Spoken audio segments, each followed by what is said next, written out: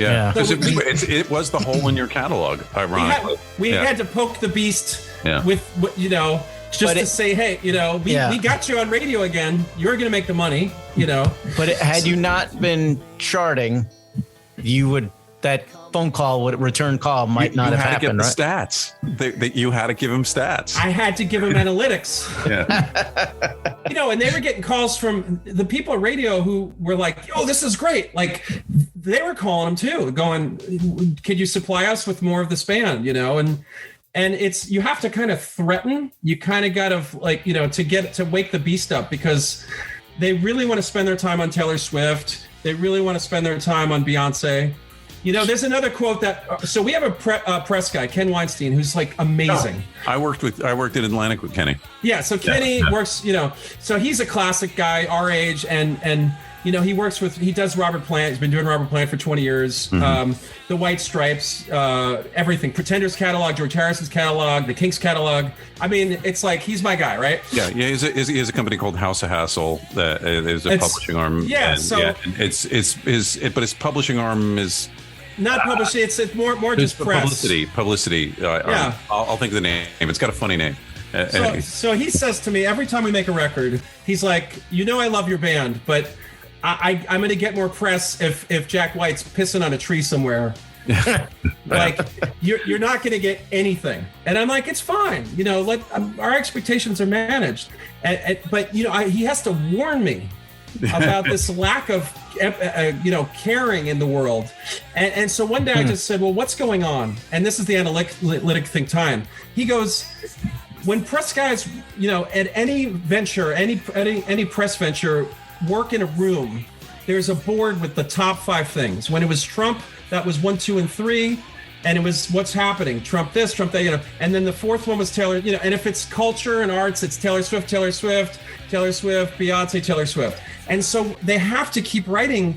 Yeah. It's this weird hamster on a wheel thing where they can't break out. Yeah. And I said, well, how do you break a new Bob Dylan? Like, Bob Dylan was put in the Times, because it was thrown on your front porch. There were no analytics. The analytics were your eyeballs just happening to go to this young guy playing Folk City in the Village in 62. Mm-hmm. There was no eye connecting to analytics. Yeah. And so they could sneak it in. And he's like, that just doesn't exist. So his job is just manage your expectations, because everything is that. It's these top 5 things. But think about that. It's kind of sad. Yeah, But John, let me ask you this: for these other artists that we've mentioned and albums that you can't find, to a company that has it in their vault somewhere, they no longer have to press out and sell a whole bunch of units. What is it to them to stick some junior guy on it that okay, you're going to take this out. There's no fat anymore in these companies, right? It's essentially executives and interns. All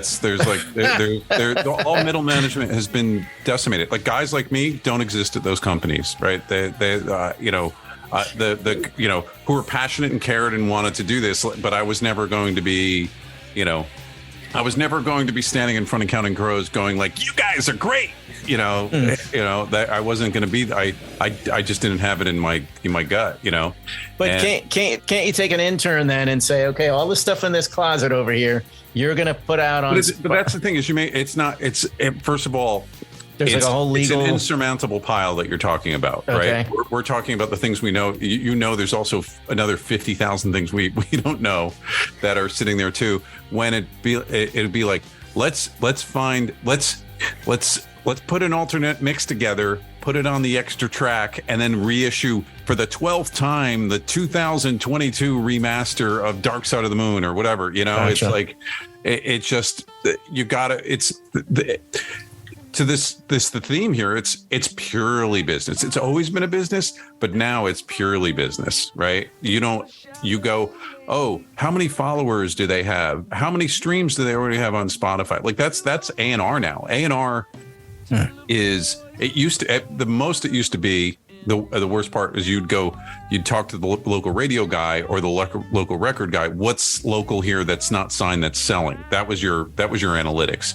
Now it's, oh, you have X amount of followers. You have so many YouTube hits. Yeah. You're in what what markets, it's not even how many tickets you sell anymore. There's so many, like, bands are huge and they can't sell a ticket. And actually, that's a wrong way to put it. They have a very popular record, but they're still not selling tickets. So there's no personality behind it either. There's not even it's just this. It turns into a riff, or there's the TikTok section of the song has been repeated enough. Yeah. So yeah, but I call it quality hits. Like, we get 2,000 hits of video, 3,000 hits. I know every single person.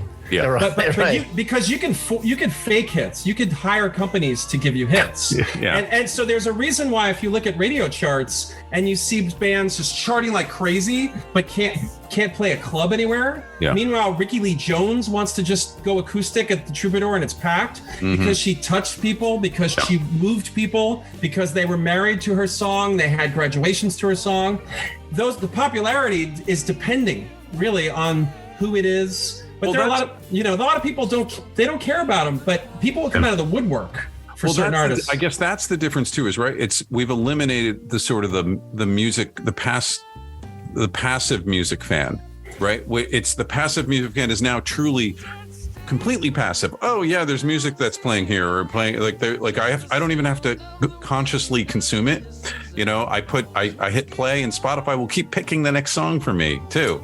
So now you turn in, right, you talk about, I guess, the 1,000 true fans, right? And that's, unfortunately, now that turns into like, okay, what can I sell to my 1,000 true fans? Because instead of getting, $1 out of 100,000 people, I need to get, $100 out of 1,000 people. And that becomes the new marketing method. Can I just say you've coined my whole life? Because I'm going to tell you right now, if our fans are like 2,000 fans around the world, whatever, and I have a day job, so I don't care about money. Mm-hmm. And if every one of those 2,000 people who've followed us or they're new are the people when they hear a song that's riveting, can't talk to you anymore. Mm-hmm. They have to focus versus, you ever go on a date and you hear a great song and you're being pulled away, but your date's still talking and you're like, this is not going to work. So if those 2,000 fans of ours are the ones that don't talk over awesome music, I'm good. Yeah. Yeah. And that's all I ever wanted. That's all this band has ever wanted. Were the people that can't function when they hear a good chorus back into the verse and a little guitar thing and a good drum sound. They have to stop and go, what is that? Yeah. And if that's the people we're playing to, fine. And if they love Amy Mann too, and they love, anything you play at your show, like, I'm good with that. You think it's pretty fair to say that, like, right up till Nirvana, like, people who are in our genre, like, we never expected to make any kind of money playing music. You just were like, you knew you're already in, just like you're a niche. You're just like, you're never going to be, a huge popular band. Funny, I listen to your band and I think to myself, there's so much going on in there. I haven't had a chance to get involved in the conversation. At some point, I'd like to move to your music because, like, I'm a fan, like, I'd be lying to you, tell you, like, I knew everything about the Mommyheads, before we talked to John, and it was your name. You've always, like, for the longest time, like, it's like, oh yeah, the Mommyheads. But I'd be lying to you to tell you I know the band intimately and stuff like that. And then when you start pouring into it, you're like, man, it's just so much stuff, and I really want to talk about that at some point. But, like, nobody ever got into it. If you started in the 80s, it was impossible to think that you were going to do anything. You were like, do you think we could make as much money as maybe Sonic Youth, before they went together? Right. Well, what was the goal? Just not to have the day job, right? It's like, for a while. Yeah. For a while. You know what? You're right. Yeah. Listen, if you're a young Michael Penn in 82 or 84 and you're standing at a Crazy Eddie and all the TVs have Whitesnake and guys on, hair flying around. Yeah. You're probably thinking, I have no career. I'll never have a hit song, but he did. Yeah. Or you're a young Amy Mann and then you're seeing Black Sabbath and you're like, I can't do that, but she did. It's like, I think you just got to keep going and not care and don't worry about money is the killer. I think money and commerce kill great art.